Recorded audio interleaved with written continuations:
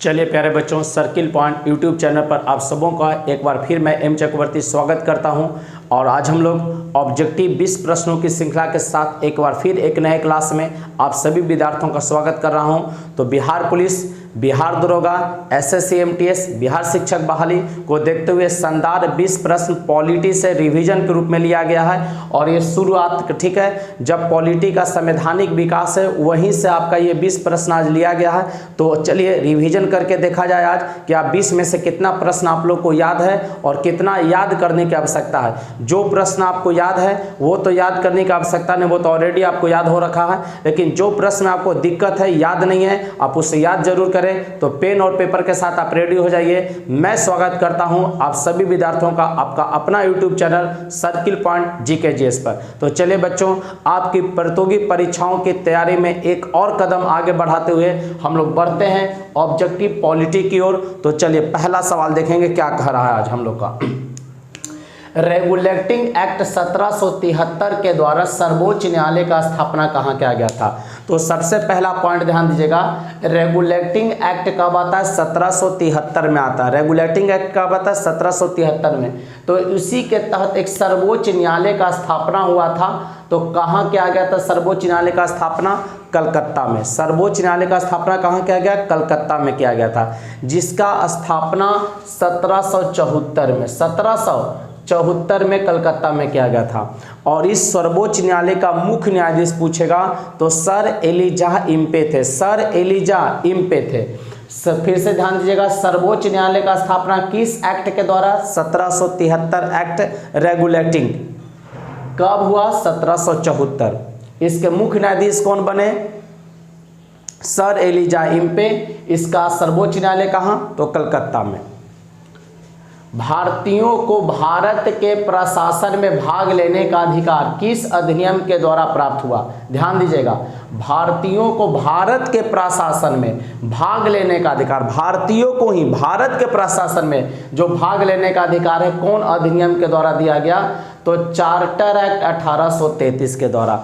एक एक्ट आया 1833 में जिसका नाम दिया गया चार्टर एक्ट, और इसी को हिंदी में कहते हैं भारत का राजलेख। भारत का राजलेख। तो चार्टर एक्ट 1833 के तहत भारतीयों को भारत के प्रशासन में भाग लेने का अधिकार दिया गया।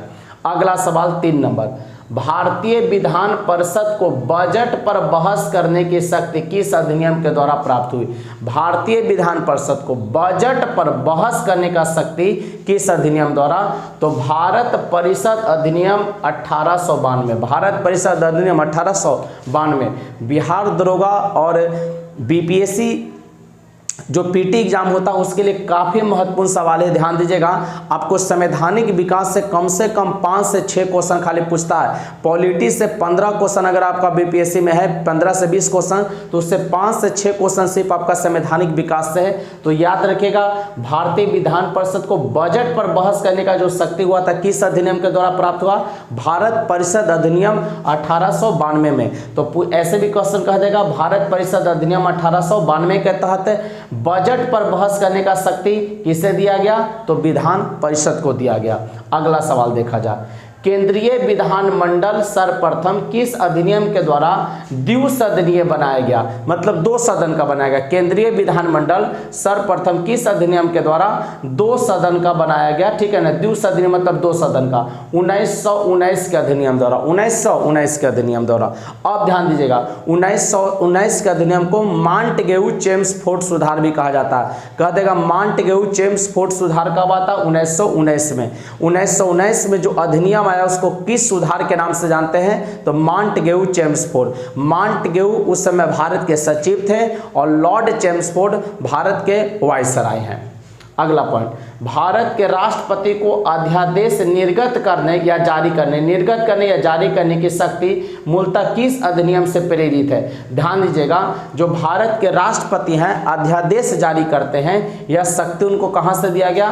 तो भारत शासन अधिनियम 1935 से। 1935 में आया था भारत शासन अधिनियम 1935, वहीं से राष्ट्रपति को अध्यादेश जारी करने का शक्ति दिया गया। अब क्वेश्चन आपसे पूछ सकता है कि आपके संविधान में अध्यादेश अध्यादेश जारी करता कौन है? तो एक करते हैं राष्ट्रपति और दूसरा करते हैं राज्यपाल। तो राष्ट्रपति के लिए अनुच्छेद पूछेगा तो आप याद रखेंगे अनुच्छेद 123। राष्ट्रपति के लिए अनुच्छेद याद रखेंगे, कहेगा राष्ट्रपति किस अनुच्छेद के द्वारा अध्यादेश जारी करते हैं? अनुच्छेद 123। एकदम इंपॉर्टेंट सवाल है बच्चा, महत्वपूर्ण है, ध्यान दीजिएगा, एकदम पूछता है। और आप कहीं ना कहीं सब प्रश्न याद रहने के बावजूद भी गलती कर देते हैं क्योंकि कन्फर्म उत्तर ना होता अनुच्छेद वगैरह का। तो ध्यान दीजिएगा, राष्ट्रपति पूछेगा अनुच्छेद 123, लेकिन यही राज्यपाल आपसे कह दे, क्या कह दे? राज्यपाल। ध्यान दीजिएगा, यहां पर हम लिख दे रहे हैं राज्यपाल अगर कह देता तो 3 को अपने जगह पर छोड़ दीजिए और 2 और 1 को बदल देंगे तो क्या हो जाएगा? 213। तो 213 के तहत अध्यादेश जारी करेंगे राज्यपाल और अनुच्छेद 123 के तरह कहेंगे राष्ट्रपति। या अधिनियम या शक्ति उनको कहां से दिया गया? तो 1935 के भारत शासन अधिनियम से। अगला क्वेश्चन देखा जाए, केंद्र में द्वैध शासन व्यवस्था किस अधिनियम के द्वारा लागू किया गया था? केंद्र में जो द्वैध शासन व्यवस्था है वो लागू किया गया था भारत शासन अधिनियम 1935 से। केंद्र में द्वैध शासन पूछेगा तो भारत शासन अधिनियम 1935 से।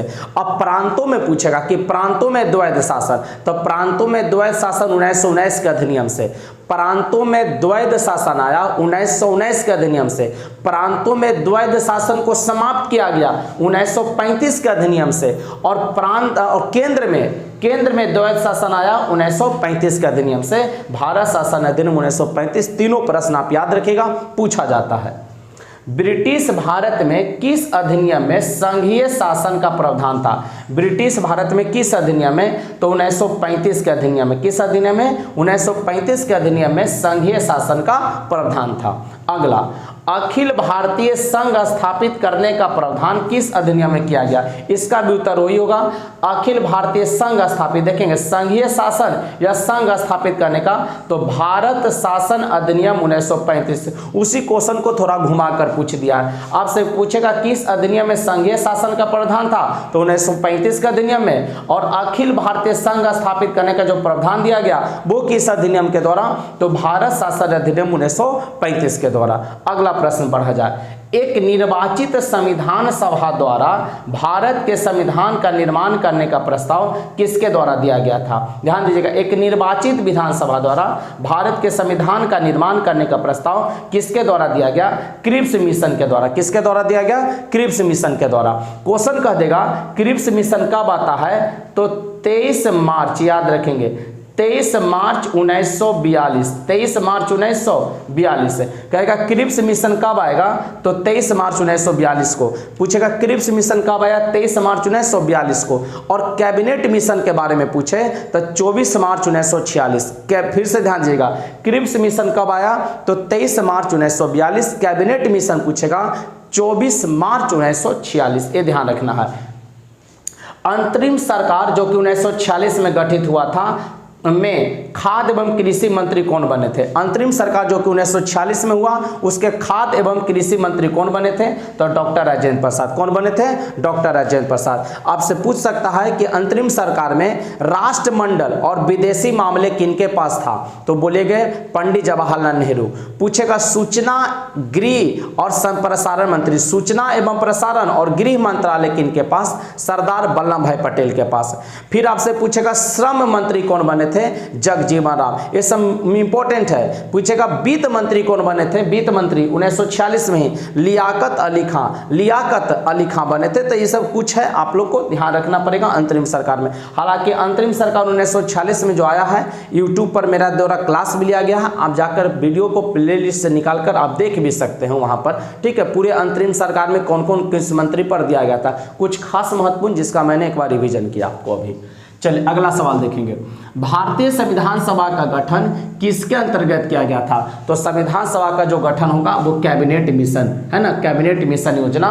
कैबिनेट मिशन योजना अभी बोले 24 मार्च 1946। क्रिप्स मिशन पूछेगा 23 मार्च 1942।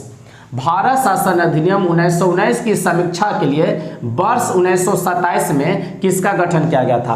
भारत शासन अधिनियम 1919 की समीक्षा के लिए, 1919 में जो आया उसकी समीक्षा के लिए 1927 में किसका गठन किया गया? साइमन कमीशन का गठन किया गया। किसका गठन किया गया? Simon commission. गठन हुआ 1927 में। साइमन कमीशन पूछेगा भारत कब आता है? 3 फरवरी 1928 को। साइमन कमीशन भारत कब है? 3 फरवरी 1928 को। साइमन कमीशन का अध्यक्ष पूछेगा जॉर्ज साइमन। साइमन कमीशन में पूछेगा मेंबर कितने? 100 से साइमन, 100 से 7 मेंबर, और 7 अंग्रेज हैं, इसलिए नाम पड़ा व्हाइट मैन कमीशन। कहेगा व्हाइट मैन कमीशन के नाम से किसे जानते हैं? साइमन कमीशन को। फिर से कहेगा कि आपसे गो बैक साइमन या साइमन कमीशन वापस जाओ का नारा कौन दिए? लाला लाजपत राय। लाला लाजपत राय। और विरोध करते हुए लाठी के प्रहार से लाला लाजपत राय का मृत्यु हो गया था, ध्यान रखिएगा, साइमन कमीशन के विरोध में।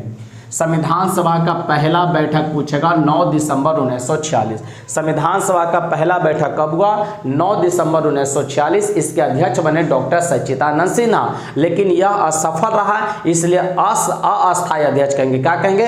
अस्थायी अध्यक्ष। दूसरा, 2 दिन बाद 11 दिसंबर 1946 को जो बैठक होता है, सबके सम्मति से डॉक्टर राजेंद्र बाबू को अध्यक्ष चुना गया। तो अस्थायी अध्यक्ष पूछेगा डॉक्टर राजेंद्र प्रसाद, अस्थायी पूछेगा डॉक्टर सच्चिदानंद सिन्हा। पहला बैठक कब हुआ? तो 9 दिसंबर 1946 को। दूसरा बैठक कब हुआ? 11 दिसंबर 1946 को। तीसरा बैठक कब हुआ? 13 दिसंबर 1946 को। 2 दिन के बाद लगातार हुआ था। अगला, भारतीय संविधान का प्रथम प्रारूप किनके द्वारा बनाया गया था? भारतीय संविधान का प्रथम प्रारूप पूछेगा कौन बनाए थे? B.N. राव बनाए थे। कौन बनाए? B.N. राव। अगला, भारतीय संविधान सभा के संवैधानिक सलाहकार कौन? इसका भी उत्तर हो जाएगा B.N. राव। प्रथम प्रारूप किनके द्वारा बनाया गया? B.N. राव। बनेगल नरसिंह राव इनका पूरा नाम है। और संविधान सभा के संवैधानिक सलाहकार भी पूछेगा तो B.N. राव थे। भारतीय संविधान के निर्माण काल में संविधान सभा के कुल कितने अधिवेशन हुए? भारतीय संविधान के निर्माण काल में संविधान सभा का कुल कितना अधिवेशन हुआ? 12। कितना अधिवेशन? 12। हालांकि ध्यान दीजिएगा 24 जनवरी 1950, 24 जनवरी, ध्यान दीजिएगा 9 दिसंबर से लेकर 24 जनवरी 1950 को अंतिम बैठक होता है। इसको शामिल करेंगे तो 12, अगर 24 जनवरी 1950 को छोड़ देंगे तो 11 अधिवेशन होता है। भारतीय संविधान सभा ने अभी का सुनकर प्रश्न कर सकता है आपसे कि संविधान सभा का अंतिम बैठक कब हुआ? तो 24 जनवरी 1950 को। प्रथम कब हुआ? 9 दिसंबर 1946 को। भारतीय संविधान सभा ने राष्ट्रीय ध्वज तिरंगा को कब अपनाया? जो हमारा राष्ट्रीय ध्वज तिरंगा उसको कब अपनाया गया संविधान सभा द्वारा? तो 22 जुलाई 1947। 22 जुलाई 1947 को अपनाया गया। नेहरू द्वारा, पंडित जवाहरलाल नेहरू द्वारा उद्देश्य प्रस्ताव संविधान सभा में कब स्वीकृत हुआ था? ध्यान दीजिएगा, कहेगा कि स्वीकृत कब हुआ? तो 22 जनवरी 1947, जो कि नेहरू पेश किए थे। तो स्वीकृत कब हुआ? तो 22 जनवरी 1947 क्या पेश हुआ था? ठीक है ना, मैं उद्देश्य प्रस्ताव पेश कौन के? पंडित जवाहरलाल नेहरू। 13 दिसंबर 1946 को। उसको स्वीकृति कब मिला? 22 जनवरी 1947 को। लागू कब होता है? 26 नवंबर 1949, जिस दिन संविधान को अंगीकृत किया गया था उद्देश्य प्रस्ताव। ये ध्यान रखना है आप लोगों को। अगला, 26 नवंबर 1949 को भारतीय संविधान किसके द्वारा अधिनियमित किया गया था? ध्यान दीजिएगा 26 नवंबर 1949 को जो भारतीय संविधान को अंगीकृत किया गया, किसके द्वारा? तो संविधान सभा के द्वारा। किनके द्वारा? संविधान सभा के द्वारा। अगला, संविधान सभा की सलाहकार समिति के अध्यक्ष कौन थे? संविधान सभा के जो सलाहकार समिति था उसका अध्यक्ष पूछेगा तो सरदार वल्लभ भाई पटेल। इनको लौह पुरुष के नाम से भी जानते हैं, सरदार वल्लभ भाई पटेल को। भारत के लौह पुरुष, भारत का बिस्मार्क पूछेगा कौन? तो सरदार वल्लभ भाई पटेल। सरदार को उपाधि बारदोली आंदोलन के दौरान बारदोली की महिलाओं की ओर से महात्मा गांधी ने दिया था, और इन्हें भारत का बिस्मार्क भी कहते हैं क्योंकि देशीय प्रांतों को जोड़ने का काम यह किए थे सरदार वल्लभ भाई पटेल। और भारत के प्रथम उप प्रधानमंत्री भी रहे थे और गृह मंत्री भी रहे थे, ये भी आपको ध्यान में रखना है। तो बच्चों, आज पॉलिटी के 20 प्रश्नों का शानदार रिवीजन मैं यहाँ पर समाप्त करता हूँ और मिलते हैं कल के क्लास में। मैं उम्मीद करता हूँ आप सभी बच्चे इसका जोरदार रिवीजन करेंगे। वीडियो लाइक करते पसंद किए हो तो लाइक जरूर करिएगा। तो चलिए मिलते हैं कल के क्लास में, तब तक ले जय हिंद, जय भारत, बेस्ट ऑफ लक।